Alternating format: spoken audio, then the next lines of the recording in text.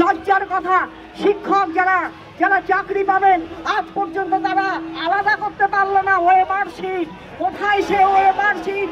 শিক্ষকদের যে ওয়েমার শিটকে এরা বিক্রি করে দিয়েছে, আজ পর্যন্ত দিতে পারছে না কলকাতার বুকে।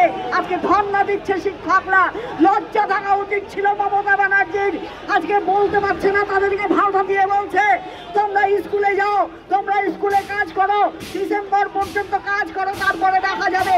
আমি বলতে চাই মাননীয় মুখ্যমন্ত্রী, আপনি এত টাকা নিলেন, আপনার দল টাকা নিল, ওঝা ওঝা টাকা নিল। আপনি টাকা নেওয়ার পর আজকে সেই ব্যক্তিদের চাকরি নেই যারা নির্দিষ্ট মানের চাকরি পেয়েছে, যারা ঠিক মতো উপযুক্ত ভাবে চাকরি পেয়েছে। তাদের চাকরিটাও খেলেন, অপদার্থের চাকরি গেল।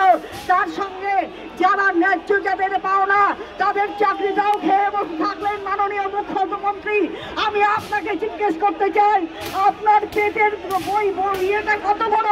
আপনি আর কি খেতে চান পশ্চিমবঙ্গের মানুষকে? হিন্দু